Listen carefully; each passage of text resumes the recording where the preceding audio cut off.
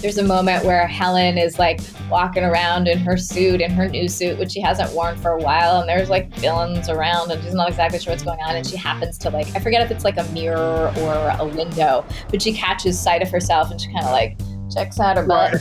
You know, like you would. Like let's be honest, we've all done that, right? We've all had that moment where we're supposed to be talking about something serious or something really consequential, and we catch sight of it. Someone like, oh, yeah, right. We're like, oh, I look good.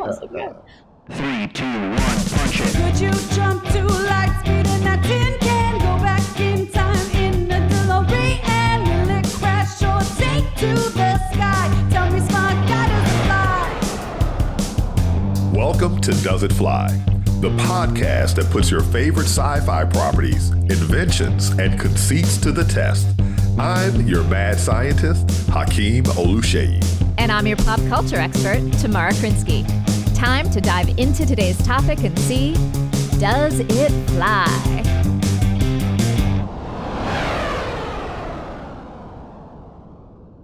Welcome back. Welcome back. We are here ready to geek out and nerd out and be pretty for those of you who are on audio. Wait a minute. Have a face for radio tomorrow. You're pretty on camera.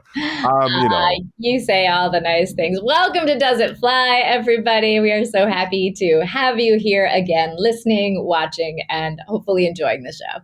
Absolutely. Let's geek out. Let's nerd out. I love it. I love it. And today we're going into the world of animation, but it's still family time. Absolutely. Although not all animation is family time. Not all animation is family time. But sometimes there are adults who refuse to watch animated anything because it's just not mature enough for them, even though there's very mature animation. Okay, well, what I would say to that is that the creator of the franchise that we are talking about to that would take issue, because we are talking today about the Pixar movies, The Incredibles, which came out in 2004, and then the sequel came out in 2018, and they are written and directed by Brad Bird. And one of the things that he talks about is that animation is not a genre. Animation is an art form, and you can make many different kinds of genres using animation as an art form. So there's adult animation, there's Westerns, you can do sci-fi, you can do family stuff, you can do preschool, like it spans the gamut. So for all of those adults who are like, it's animated, I can't watch it, I don't know what the heck you're talking about. Right. But you know what? You bring up a good point about all these different genres, because something that was pointed out recently about rap awards, right, at the Grammys or whatever, is that, rock has many subcategories, right?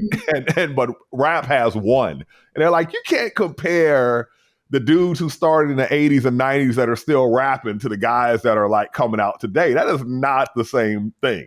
Okay, so I totally agree with you. So if if you got a call saying, from the Grammy committee saying, hey, we actually want to have like some different categories. What are like, if they were going to subdivide it into 3 categories, let's say, what would be the 3 categories you would tell them to do? Okay, so I'll tell you one. All right, so here's a serious one, because right now there's a lot of rap country fusion that's doing well. And, Run DMC started off with Walk This Way with Aerosmith, right? Creating a rap other genre fusion. So rap fusion would be one. All right. So another one is, recently Afro beats has been kind of dominant, but, maybe there should be an international category, but but that's weird because it's released in your country, but they're natives of, say, London. And if it's released in your country, that really shouldn't be the distinguishing characteristic. But it really is a genre thing, because Afro beats is different. It sounds like rap. It's rap, but it's not. It's different. No, it's so different. Yeah, it's different. I don't know. It's all incredible. Which brings me back to our show today. It's incredible. The Incredibles. The Incredibles. So, as y'all know, we look at a particular conceit or gizmo or gadget in your favorite TV shows and movies. And in this case, today we are going to be looking at the super suits in The Incredibles. Where is my super suit? Yes. Super suits are a genre all their own. That is when you true. create a superhero, you must create a super suit that will be the look of that superhero from then on. Although they can change, right? They modify slowly over time sometimes. And I've actually got some questions about that. But before we get to that, Hakeem's going to take you through the science of supersuits. Yes. I'm going to talk about the story and how the supersuits help to push that along or not. And granted, the first movie came out in 2004, the second in 2018. So we're guessing that most of you listening are familiar with it. But just in case, if you have not seen it, we will have a few spoilers. The general overview of this movie is it is about a family of superheroes. It really delves into family dynamics. You've got Helen and Bob, who are your parents. You've got 3 kids, Violet, Dash, and Jack, who's the little baby, and whose powers sort of emerge at the end of the first movie and really get explored in the second movie. So what we see them explore their family dynamic as they take on various villains throughout these 2 movies. So that's kind of your overview. That's your overview, yeah. So let's get into the science of super suits. Let's do it. Yeah, so what makes the suit super to start off with? The most recent show where I feel like they made a big deal out of the suit is the recent last decade Flash series. And so when he first starts running, he finds himself heating due to friction with the Earth's atmosphere and realizes that he can't just wear normal clothing anymore. He has to wear a super suit. Then you have folks like Mr. Fantastic from the Fantastic Four. This dude can stretch out his body in any way, but, the suit doesn't break. The fabric stretches with him. And of course, the superest suit of all are whatever pants Bruce Banner is wearing, because the Hulk rips out of everything, but somehow he remains decently dressed. Well, in the case of our superheroes for this, so their powers, you've got Bob, who's the dad, who's super strong. You have Helen, the mom, who stretches. Her superhero name is Elastigirl. You've got Violet, who has invisibility and force fields. Yeah. And then you have Dash, who, similarly to Flash, can run at super speed. They need a variety of suits. Yeah, they need a variety of suits. And that's what happens, right? These suits, typically you will have some mastermind, some genius who helps you with your technology. Edna Mode. But then, there are different types of super suits. Not every superhero has superpowers. So, for example, Batman suit and his utility belt is a part of his suit. And this gives him superpowers. So, some people say that Batman's superpower is being rich, but rich doesn't necessarily get you tech like Batman employs, right? There has to be some smarts behind it. And of course, the superest suit of all may be Iron Man's suit, right? It depends on this is a whole other conversation. Yeah. I'll let you get into the science, because if we start debating about who has the coolest suit, we'll just be on here for hours. Spider-Man, Iron Man, Iron Spider. But yeah, it sort of depends. The suit has to fit the power, right? The suit, as you were saying before, with the Flash. Yeah. So, what allows these suits to actually happen? Can they happen? Right. Can they happen? Well, in a way, there are already suits that give humans superpowers. It depends on how you think about it. For example, we all know that the telescope was invented at some point and Galileo started doing it. But among astronomers, what they like to say is, it's the first instrument that extended human senses beyond, what they could just do. But, spectacles were invented earlier, so I don't know if that's exactly true. Focusing was something you couldn't do if you're over a certain age. So spectacles. But yeah, you could see more deeply into space. You could see many more stars than you otherwise could see. You could see features on the moon that you otherwise couldn't see. So anything that gives you, for example, a Kevlar vest is a way, it gives you a bit of invulnerability. So I'm talking about right now just basic things, right? We humans have been wrapping ourselves. What would you call a scuba diver suit? If you've ever jumped into the cold water of the West Coast, you know, keeping you warm and dry in that aquatic environment so that you can go surfing in Santa Cruz is a super suit to me. So you can Well, and if you breathe take that and you underwater. make it fancy and you put Jason Momoa in it, then you get Aquaman. Oh my goodness. He doesn't need a suit. He's Aquaman. Yeah. Well, again, that's like another question about like, Jason Momoa. what makes the suits the suits? Yeah, what makes the suits, right? Or You what rip makes it the off and you supers? just Actually, no, it's not what makes the suits the suits. What I meant to say was what makes the supers super. But what makes the suit super or what makes the super super? what makes the super super? What makes the super suit super? What makes the super suit a super suit? So what does make a super suit a super suit? That's a great And wait, question. what makes a super suit that allows you to be in hot pursuit? Well, that's a good question because think about it. When Iceman becomes Iceman, he's covered in ice. Is that a super suit? When, flame on, when the Human Torch is covered in flame, is that a super suit? But here's the thing. His Fantastic Four suit is back on him after he's all flamed up. So that definitely is a super suit. That is a super suit. So the incredible super suits. Let's get back to those. The incredible super suits. Well, I mean, they adapt with the superpower. That's the thing. And, but I like the human suits, right? Because now we have technologies for, they augment your body's powers, right? So you get in this suit, now you can lift big, heavy crates and load the C-130. Or I've lost the use of my limbs. And now I put on a limb, or I could put on an entire harness that could allow me to stand and walk now, even though I could never do that on my own, right? So you could have what we talked about before, a jetpack, right? Could be a part of a super suit. So yeah, super suits in and of themselves, I don't even know why this is a question. Super suits fly. I think we're trying to understand but I think we're trying to understand the technology that specifically goes into creating the suits for these four, now five, because if you count Jack. So there are certain materials that are definitely super materials, okay? So there's, for example, Kapton, which is often used in labs all over for various purposes. And Kevlar, right, which is used for various purposes. Carbon fiber, right? And now, people are integrating, like for example, I haven't figured out if the whole copper fit thing works or not, because copper definitely kills microbes, but they infuse copper into the weave and maybe makes it not, the bacteria not develop.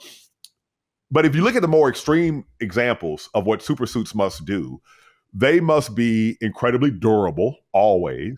Some of them must stretch, and we do have elastic fibers that we are aware of. The question is, how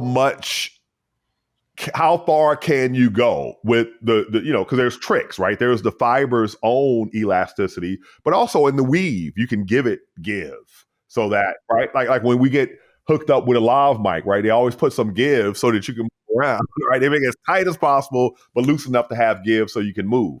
So you have these special materials that can be used to make special things. So for example, if you stretch out something, for most materials, they can stretch and go back to where they were. But then once you stretch it beyond a threshold, it can't recover. So that makes me think that for Elastigirl, that would be a big challenge because watching her throughout this movie, right? Yeah. Talking about Helen's alter ego Elastigirl, we see her do everything from turn her entire body into a parachute to take all four limbs and literally stretch them out in all directions to basically anchor planes and cars and create safety situations. What a suit, right? Yeah. So what a weave. So that's all that makes me feel like maybe we're not quite there yet. Yeah. Well, look. The question is, does a matter of degree matter? Because, the extreme heat that you're going to get at high velocities, frictional heating, and, the pressure effects within the atmosphere if you're moving super fast, like Lil Dash, right? the stretching, right? We know that you can make materials that do that, and you can make materials that recover under certain circumstances because of what are known as memory materials. They can be stretched beyond their point where they can recover, but then you heat it or something and it goes back to its original configuration. And again, there are the people that have suits that they don't have superpowers, but the suit is still super, like Batman, right? So there's so much variation in super suits. Like, what would you call Captain America? Captain America, he has a super soldier serum. He has his vibranium adamantium shield, but at the same time, he's there's a lot of friction happening. And yet his suit never tears. Well, sometimes. Okay, so again, like going back to The Incredibles, like Dash is the character who, for the most part, would need the friction element. And one thing I feel like you can't talk about super suits with The Incredibles without talking about Edna Mode, who is our amazing super suit designer. She's sort of undercover as a super suit designer because, of course, in this world, superheroes are not allowed to be superheroes. It's now there's been a law passed that you're not around the world that supers. Which brings us another element of super suits. They have to hide your identity in a lot of circumstances. Right. Yeah. So Edna. So at a certain point, Bob goes to Edna when he's considering doing super work again, and maybe now in middle age, his previous super suit does not fit as well as it did when he was a little younger and a little more spry. And she's this incredible, fantastic fan favorite character. And once she learns that he has a family, she then goes and designs, and she brings up these things. She brings up the fact that she makes Dash's suit out of material that can withstand the friction. Do you know if material like that actually exists, or are we kind of not there yet? No, I think that you could make something like that. I think that, flame retardant materials definitely exist, right? High heat resistant materials, they definitely exist. The thing, it's this durability factor more so than anything. Like Superman, right? He gets shot in the chest, the bullets bounce off him, but shouldn't they damage the suit?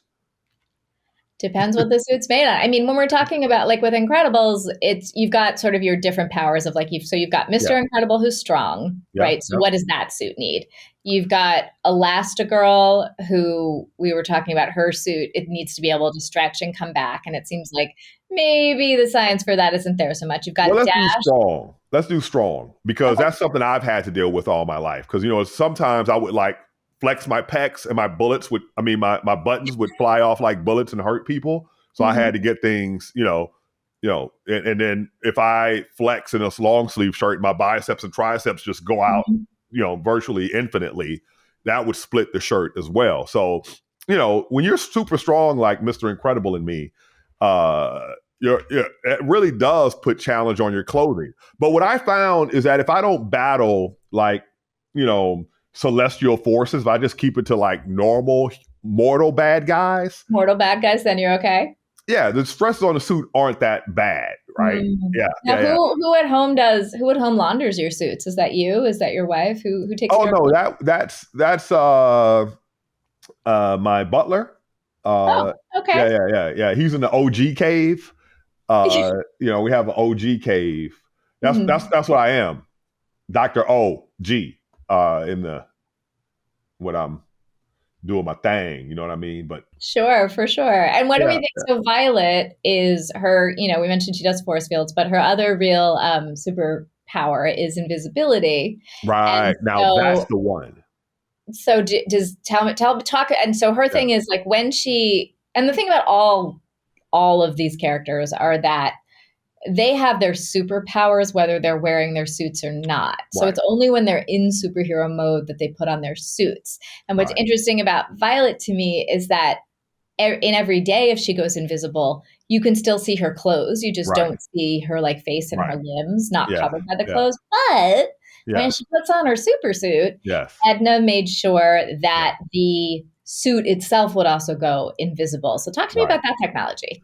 Yeah, so invisibility cloth already exists. It's existed for a long time already. So my colleagues and I, a couple of colleagues, we, the military put out call for engineering either invisibility or camouflage, right? So we went for camouflage. So basically, we were going to engineer cephalopod skin. Da da da da.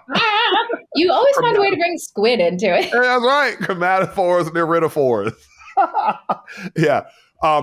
But if you think about it in the most easiest way, what is vision, right? Light is coming to your eye from somewhere. And whatever light you receive at your eye, that's what you think you see.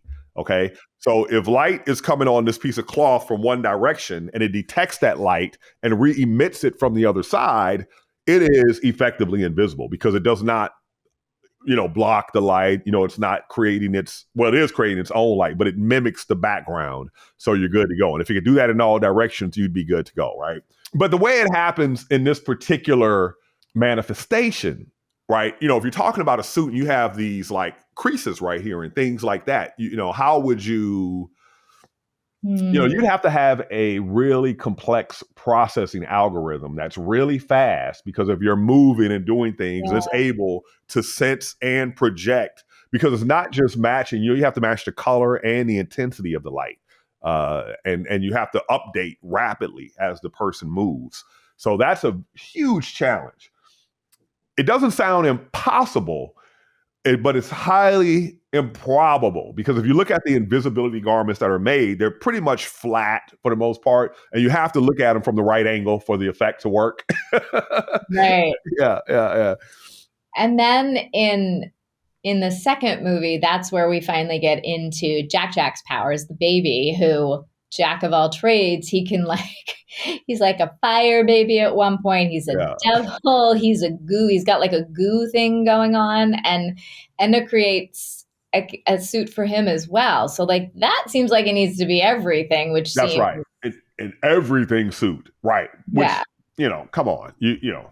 That especially as the powers are emerging, you can't predict necessarily what's going to come out, right? No, I mean she tries to. She's got she has like a warning system that she's helped to create for it after she takes care of him. But again, the reality of that seems a little right. Yeah. So it all depends on how you define supersuit because there is so much happening. I mean, we talked about this in another episode. There are metamaterials that translates motion into electrical power quite often to animate or illuminate something that's on the clothing. Where is the limit to this? The limit to it is beyond what we have achieved by far, right? There's still a lot going on here. So it sounds like what I'm hearing from you, if we're talking because we're talking specifically about, the super suits in this movie and the science that would be needed to create these suits. It sounds like I'm hearing when it comes to does it fly, not quite yet for these. Yeah, I'm saying it does fly. That's what I'm saying. It flies. Really? It's not 100 because of the baby. You take the baby out. Everything already exists, but not to the same degree. That's why I brought up the issue of degree, right? Okay. So if you exist but don't exist to that extreme, could you possibly one day engineer yourself to that extreme? It depends on how extreme it is. Is the chick gonna wrap herself around planet Earth someday? I don't. Okay. All right. So give me your definitive statement. Do the super suits and the Incredibles fly?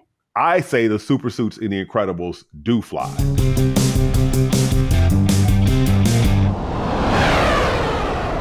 Excellent. And sometimes the characters literally fly based on what they turn themselves into. But, usually understand what I'm saying here. I'm really just giving a shout out to these engineers that are just doing all this amazing stuff as regards human wearable technology. I mean, it has so much more potential to go. So I'll give you a real world example of super suits making a huge impact. Yeah. Biomimetic shark skin suits for Olympic swimmers, right? Reduced drag, increased buoyancy, gave them compression so their muscles, were at top optimal performance, and then records just broke. Records fell, And they were allowed to do that. That wasn't against the rules or anything. It wasn't until it was. They're like, you can't do this. This is ridiculous. Right. So Yeah. We talk about the science. Let's talk about the story of it, right? Let's talk about the story of the animated story of the family of superheroes. Right. And how the super suits play into that. So, Right. what's interesting to me is that, first off, so this was Pixar's sixth movie. And up until now, they had not done a movie focusing on humans. And one of the big reasons for that is that humans are notoriously hard to animate when it comes to computer animation, which is That what Pixar movies. skin. Whew. Oh, skin, like skin moving over muscle in a realistic way. Hair is like a Oh, yeah. huge thing. Yeah. And so, I will say, here's a family fun fact. Especially for Dolly Parton. Go ahead. My daughter actually thinks that like my animation alter ego is Helen from this movie. Really? Yeah, I used to have like a shorter bob. Yeah. And so like it was a short red bob, and she's like, "Mom, she's you." So she's actually, I think that's So who they my stole. You know who my animated character is the guy from Soul. The movie. Yeah, that makes sense. Yeah. So you and I have both we There we go. got our animated doppelgangers. Absolutely. When do we get All our right, Pixar, royalties? come talk to us. When do we get our Um, royalties tomorrow? That's Right? What's up with that? Or at least a sponsorship. that would be Um, incredible. That would be incredible. So when you think about this movie, right, it's their first movie that is based on humans. I mentioned before that Brad Bird, the filmmaker talked about the fact that to him, animation is not a genre, it's an art form. And then there are different genres. And the amazing thing that he's done with this movie is that he has essentially fused two different genres of storytelling together. He has fused the superhero genre and he has fused a family drama, right? Like at its heart and at its core, this is a film that speaks to both kids and adults in different ways. And it's about a family that is trying to get along. And what I love about the role of the super suits throughout the movie, aside from the fact that like we get a fantastic character in Edna, who is voiced by Brad Pitt as well. And that alone would make the super suits fly just to have her as a Just character. have Edna. Right. But what I love about the way that it works with character is, when we first meet the parents, they're not married yet. They're both very ambitious superheroes. And then we flash later to, many years later, they've been married. They have a family. They've sort of settled into the suburban lifestyle. Oh, and if I forgot to mention, the whole movie takes place kind of like 50s-ish. They don't get specific about a year, but it's not taking place in the current day. So it's very much like the traditional roles that used to exist for men and women. And Well, so the woman does the farming, the man goes out and does the hunting, and she does the not that far back. not that far back. Okay. No. Husband's going to hunt at the office, and the wife is doing the farming at home. The wife is doing the hunting and gathering of all the children at home, trying to keep them gathered. Oh, he brings home the bacon and she fries it up. That model. Yeah, yeah. I don't know. I wonder, gosh, is carpooling like the latest version of being a hunter-gatherer? Wow. Yeah, That's like deep. your hunting That's party. deep. Yeah, that's deep. That is deep. Right. So they've both, kind of, there's a bit of malaise going on. Bob is definitely going through a midlife crisis, and he gets this undercover assignment to play with his superhero powers again. He doesn't know exactly what it is, but Nothing like, breaks you out of your midlife crisis like going back and being a superhero again. that is true. That is true. And if you're going to go do that, what do you need? You need your suit. So he takes his old suit. He looks up Edna. He brings it to her. There's some funny moments where she talks about, what does and does not make for a good suit. She definitely is like, dude, what has happened since you last fit into that suit? You do not fit into that anymore. This is a hobo suit, darling. Oh, you can't be seen in this. I won't allow it. And then suddenly he's feeling good about himself again as he takes on this not new persona, but, is able to inhabit this superhero persona again. So when we talk about story development, in a lot of ways, the suit becomes a metaphor for who he is and how he's feeling about himself. And that's a great thing to watch. And it's a visual cue for us as audience members, and then when it comes to the other characters, like we talked about a little bit when we were talking about the science of it all, Edna is very specific about creating suits that match each of their powers. And she Right. brings these things up. And Yeah. so, for us who might be current watching, body. Yes, in their current bodies. And for us who might be watching and, going, would this really work? Not like she addresses that all. She's like, well, Dash is going to need a suit that stands up to friction. And, in the second movie, like she comes up with sort of a warning system for what's going to happen for Jack Jack. Interwoven with these fabrics are a mesh of tiny sensors that monitor the baby's physical properties. So the things that we as audience members might go, but wait a minute. She's already like, I've dealt with that. It makes it really easy to suspend disbelief and go, yeah, I totally buy that these suits work. The other thing, though, is like looking at it from the 30,000 foot perspective, they have matching suits. And that's what I thought. This is a family movie, right? So, right. So much about that visual is about how do they work together as a family? How do they work together as a team? And they're a pretty dysfunctional team at the beginning. So that's why they tell you don't go into business with your family, even though everybody does it. Yeah, so it's like that whole journey, and so I think that they do a good job. And then there are also like even just like little details, like there's a moment where, and this is part of the humor of the film too, but like there's a moment where Helen is like walking around in her new suit, which she hasn't worn for a while, and there's like villains around and she's not exactly sure what's going on, and she happens to like, I forget if it's like a mirror or a window, but she catches sight of herself and she kind of like checks out her butt. Like you would. Like let's be honest. We've all done that, right? We've all had that moment where we're supposed to be talking about something serious or something really consequential, and we catch sight of someone like, oh, my thing is that. Yeah, right. We're like, oh, I look good. So just like little moments like that in the writing and the animation that really ground the character. I really appreciated stuff like that. Yeah, I do. I appreciate those little touches as well. It's all in the details, those little details that really draw you in and buy into the story and become a part of the story. I love The Incredibles. I went to the theater to see The Incredibles way back. So did I. Yeah. So did I. And I will also say, I feel like, a lot of the stuff they did in 2004 was revolutionary again, because, previously they had done movies about like monsters where, they had to deal with like, how are we going to make fur move? Or they had done, Toy Story, which in part was strategic because the way that lighting worked in animation at that point, they knew that they could make the plasticky surfaces of toys look real. So movie about toys. I would say that for me, the super suits in this definitely fly. They're fun. They look great. They help explain character. They're great visual cues for the audience. And they introduce an awesome character in Edna Mode who just has so many amazing lines, which of course we can't leave this section without, just saying like her rule about no capes is hilarious and often quoted. So I don't even understand the purpose of capes other than looking cool. No capes!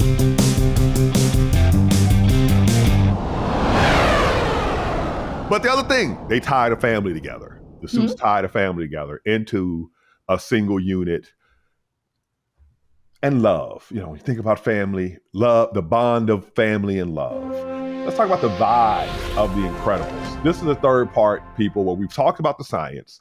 We've talked about the role of the conceit in telling the story and moving it along and being a part of the story. But now we want to talk about the vibe, because sometimes, we want to understand, is this something we want in our lives or not? Or, other things like this world where you have superheroes. Would you just want a super suit for the sake of safety? Right. So this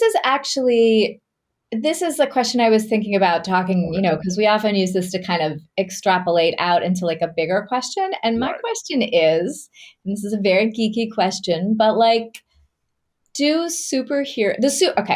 superhero suits are a long-standing tradition, obviously going all the way back to the comics, etc. Do superheroes actually need suits? Or do we just assume they have suits now because they've had suits for so long? We assume that's just part of being a superhero. But do superheroes actually need suits? Like, why do they need them? Well, let me answer this way. I participated in a show that was a competition show.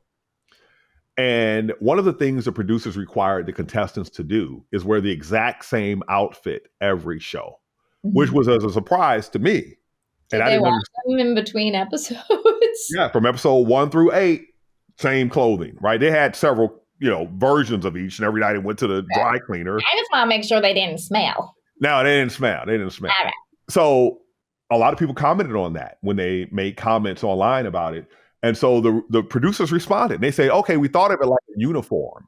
So it's not just a personality, but it makes them identifiable as a uniform. And I think that super suits, aside from their function, that look is the same from episode to episode, year after year. So it's a part of their personality, as I see it. Mhm.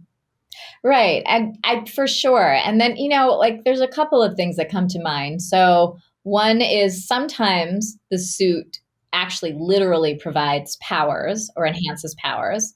Sometimes a suit is there for protection or to help, kind of for protection of the superhero, but also like to help enhance their abilities. Like the abilities already exist. Or control their ability that is too Yeah, powerful. or Like control. Cyclops must have his ruby glasses or he's blasting the world at all times. Right.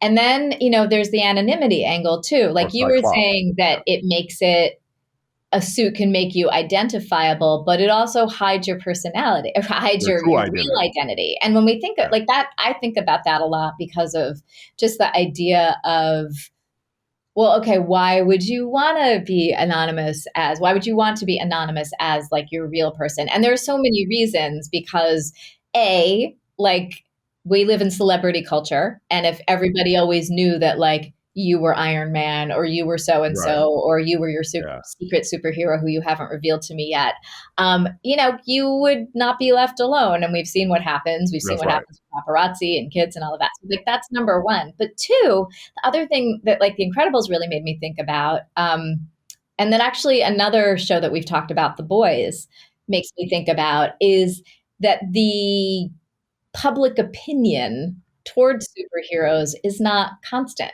Like The Incredibles, there was a point where they were loved. And then when we get into the meat of this movie, being a superhero has been made illegal. Like they think it's not good to have power. They think that, part of the whole story is that the reason for it is that when the superheroes were allowed to roam free, they caused a lot of damage, ostensibly while saving things. It is time for their secret identity to become their only identity. And we see that same theme in the MCU, in the Marvel Cinematic Right. Universe too. Yeah. So like you might, if at one point you were very popular as a superhero, if people are suddenly going to not like superheroes again, Well, there's also an ethical angle to it. So, for example, in our real world here, there is a distinction between combatants and non-combatants, right? So if you are a soldier and you are wearing your uniform of your nation, then you are protected by the laws of the Geneva Convention. If you decide that, oh, no, I'm going to blend in with the population and take off my uniform and dress like a civilian, now you've lost all those protections, right? And in fact, you're now, committing a crime. And, where there are superheroes, there are supervillains. And if we can distinguish the combatants from the non-combatants, then that is something we definitely want to do. Back to the vibes. The Incredibles. Again, our biased perspectives. That's the thing. I've never, I'm not going to say never, but it's rare for me to see there's so many levels to make a story good, right? There's the new visuals. There's if the writing is really good. There's the concept that's novel and good. And then if it's just entertaining, right? And I found all of that in The Incredibles. So it's hard for me to say, oh, I'm not digging the vibes of this. Well, wait, hold on. I'm confused. Are we talking about the vibes of whether we think the movie flies overall, or are we talking about the vibes of whether we think that superheroes need? Oh, that's right. You generalized it. Do they need suits? I think that if there's going to be a lot of them, yes. If there's a few of them, then maybe not. Like for example, Ghost Rider. Mm-hmm. Is that a suit? If you're a skull that's on fire. I don't know. I mean, need the leather.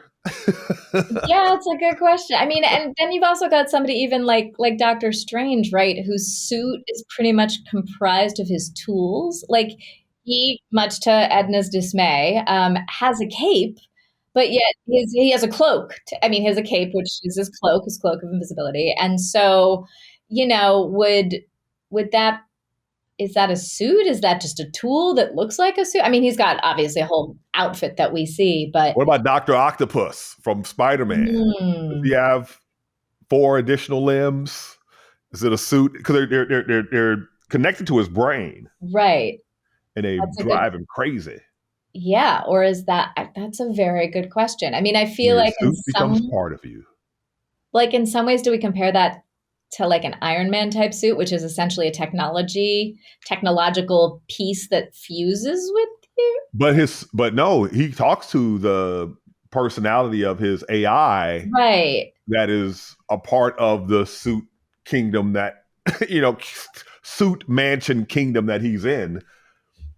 But with Doc Ock, it really becomes a part of him. It becomes a part of Yeah. his. Doc Ock Yeah, becomes a yeah. part of it as Or opposed to, Venom, right? A symbiosis. yeah, well, a symbiote is a whole different kind of a thing where it Yeah. truly, truly becomes a part of you. And really, when you think about the fact that each cell that makes up that we're made of is its own organism, right? We're an organism made up of all these sub-organisms. You can think of our skin as being a suit. Yeah, I mean, it definitely contains us. Otherwise, we'd be just water, mostly water, just kind of flowing out and loose. Right? You're your own self-contained. Okay, so here's the question. What's the difference between, say, a costume and a super suit? So is Batman wearing a costume? No, Superman might be wearing a costume. Wonder Woman's has some function, right? Wonder Woman's definitely has function. Batman's is really his tools. I mean, it's the cowl and the cape and that whole silhouette intimidate, and he's got his utility belt. Juggernaut's helmet and Magneto's helmet, don't they both protect from psychic attacks? Magneto's helmet for sure. Juggernaut's as well, I think. Yeah. So, we've spoken before about brain manipulation technologies, both adding thoughts and reading thoughts. So if it comes to a point where, that is an attack that you have to defend yourself from, like, the Havana syndrome, where it's thought that some directed energy weapon is being used against our diplomats, right? It would be necessary. So I think in a protective way, super suits are already there, and in a functional way, super suits already exist. They're, depending upon what is the need, right? Like we started out discussing. Well, then I'm going to say that super suits, this larger question of do superheroes need super suits? Yeah, I think there's enough reasons, whether it's because it's protection, anonymity, enhancing powers, creating powers, controlling powers. Yes. And identification, as you were saying, so that this is a person who is allowed to like punch up and create some some havoc ostensibly in the name of good. So yes, as far as I'm concerned, superheroes need super suits. It flies.